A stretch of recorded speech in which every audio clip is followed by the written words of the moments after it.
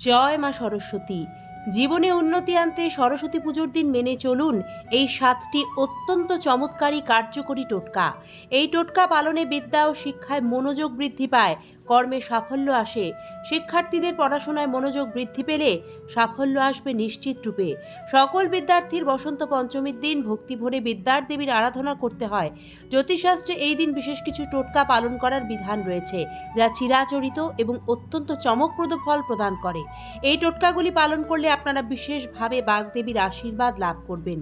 তাহলে মূল পর্বে প্রবেশ করার আগে আমরা জেনে নেব 2026 সালে সরস্বতী পুজোর পূর্ণাঙ্গ সময়সূচি, কারণ সঠিক সময়ের মধ্যে টোটকাগুলি আমাদের পালন করতে হবে। 2026 সালে শ্রী শ্রী সরস্বতী পুজো ও বসন্ত পঞ্চমী ইংরাজি 23শে জানুয়ারি শুক্রবার, বাংলা 9 মাঘ 1432 বঙ্গাব্দে অনুষ্ঠিত হবে। বসন্ত পঞ্চমী তিথি 22শে জানুয়ারি রাত 1টা বেজে 39 মিনিটে শুরু হবে, সমাপ্ত হবে 23শে জানুয়ারি রাত 12টা বেজে 29 মিনিটে। 23শে জানুয়ারি সরস্বতী পুজোর দিন পুষ্পাঞ্জলি শুভ সময় সকাল 7টা বেজে 14 মিনিট থেকে দুপুর 12টা বেজে 35 মিনিট পর্যন্ত। সরস্বতী পূজা বা বসন্ত পঞ্চমীর দিনটিকে অবুঝ মুহূর্ত বলা হয়। এই দিনে যে কোনো শুভ কাজ আরম্ভ করা যায়। অনেকে এই দিন মা সরস্বতীর সামনে শিশুদের হাতে খড়ি দিয়ে থাকেন, তাই এই বিশেষ শুভ সময়ের মধ্যে কিন্তু আপনারা হাতে খড়িও দিতে পারবেন। বন্ধুরা, এবার আমরা একে একে আপনাদের সরস্বতী পুজোয় পালনীয় 7টি চমৎকার টোটকা সম্পর্কে জানাবো, যেগুলি পালন করলে বাগদেবী প্রসন্ন হন এবং খুব দ্রুত ভালো ফল লাভ করা যায়। দেবী সরস্বতী বিদ্যার দেবী এবং তিনি জ্ঞান শিল্পকলারও দেবী।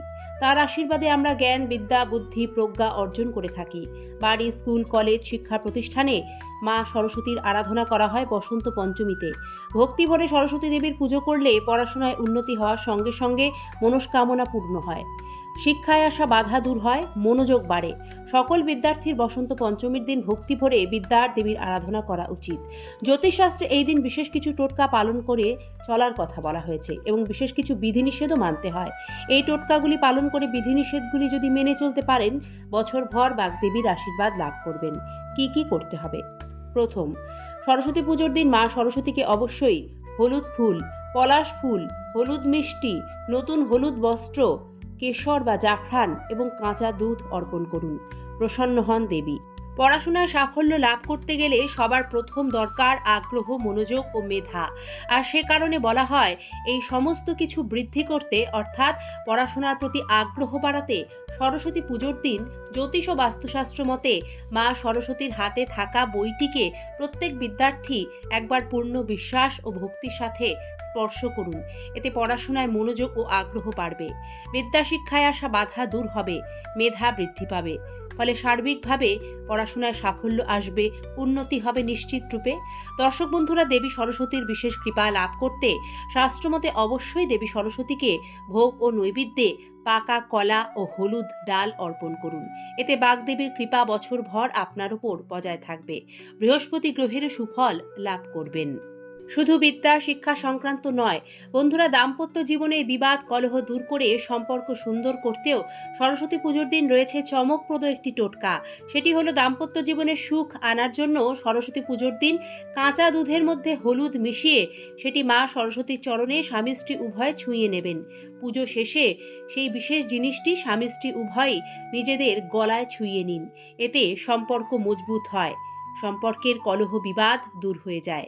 সরস্বতী পুজোয় মা সরস্বতীকে পলাশ ফুল অর্পণ করুন, ভোগে কুল নিবেদন করুন, কারণ এই দুটো জিনিস ছাড়া সরস্বতী পুজো সম্পূর্ণ হয় না। বন্ধুরা, যাদের বাড়িতে সরস্বতী পুজোর দিন দেবীকে অন্ন ভোগ দেওয়ার রীতি রয়েছে, তারা বাসন্তী পোলাও তৈরি করে দেবীকে ভোগ নিবেদন করুন। জাফরান মেশানো মিষ্টি, জাফরান মেশানো পায়েস, সাদা মিষ্টি ভোগ নিবেদন করুন এবং বিশেষভাবে পুজো শেষে যতটা সম্ভব বেশি বেশি করে সেই ভোগ প্রসাদ কুমারী মেয়েদের মধ্যে বিতরণ করুন। এতে শিক্ষা, বিদ্যা, কর্মে আসা বাধা দূর হবে, সাফল্য লাভ করবেন। এবার দেখে নেবেন সরস্বতী পুজোর দিন যে বিধিনিষেধগুলো থাকে। শিক্ষা, শিল্পকলা, সঙ্গীতে দেবী হলেন সরস্বতী। আমাদের মনের অন্ধকার দূর করে শিক্ষার আলো জ্বালানোর জন্যই আমরা তার আরাধনা করি। সঠিক নিয়মে পূজা করলে তিনি প্রসন্ন হন। তবে শাস্ত্র অনুযায়ী কিছু কাজ আছে যা সরস্বতী পুজোর দিন একেবারেই করতে নেই। এর ফলে বিদ্যার দেবী আমাদের উপর রুষ্ট হন এবং জীবনে নানা সমস্যার সম্মুখীন হতে হয়। কি সেই বিধিনিষেধ বা কাজগুলি? সরস্বতী পুজোর দিন কোনোভাবেই ফসল কাটা উচিত নয় বা বাড়ির কোনো গাছও কাটবেন না। শাস্ত্রে মনে করা হয় সরস্বতী পূজা বা বসন্ত পঞ্চমীর দিন গাছেরাও উৎসবের আনন্দে মেতে ওঠে, তাই এদিন বাড়িতে গাছ লাগানোকে খুব শুভ বলে মনে করা হয়। সরস্বতী পুজোর দিন হাত বা পায়ের নখ এবং চুল ভুলেও কাটবেন না, যাকে ক্ষৌরকর্ম করা বলা হয়। তাই পঞ্চমী তিথি লাগার আগেই ক্ষৌরকর্ম সম্পন্ন করুন। সরস্বতী পুজোর দিন ভুলেও সেলাইয়ের কাজ করবেন না। খেয়াল রাখবেন, পুজোর সময় যে প্রদীপ জ্বালানো হয় তা যাতে কোনোভাবেই নিভে না যায় নজর দিতে হবে, কারণ পুজো চলাকালীন প্রদীপ নিভে যাওয়া অমঙ্গলের সূচনা করে। পঞ্চমী তিথি যতক্ষণ থাকবে ততক্ষণ একটি শুদ্ধ ঘিয়ের প্রদীপ, যাকে অখণ্ড প্রদীপ বলে, সেটি জ্বালিয়ে রাখুন পূর্ব দিকে মুখ করে। এই দিন কোনোভাবেই কাউকে কুকথা বলা যাবে না, কারণ দেবী সরস্বতীর অবস্থান আমাদের জিহ্বায়। তাই এই দিন কুকথা ভুলেও নয়, এই দিন রাগ সংবরণ করতে হবে। সরস্বতী পুজোর দিন দেরি করে কেউ ঘুম থেকে উঠবেন না, ব্রহ্ম মুহূর্তেই তো তার অবস্থান। তাই সরস্বতী পুজোর দিন ব্রহ্ম মুহূর্তে ঘুম থেকে উঠে সূর্য প্রণাম করুন, শুদ্ধ হয়ে দিন শুরু করুন। মা সরস্বতীর আশীর্বাদে আমাদের সকলের মনের অজ্ঞতার অন্ধকার মুছে যাক, জ্ঞান বিদ্যা বুদ্ধির আলোয়, এই প্রার্থনাই চিরন্তন। আজকের পর্বটি সম্পূর্ণ দেখার জন্য ধন্যবাদ। সকলকে জানাই শুভ সরস্বতী পুজো ও বসন্ত পঞ্চমীর শুভেচ্ছা, অভিনন্দন। ভালো থাকবেন, সাথে থাকবেন। নমস্কার। জয় মা সরস্বতী।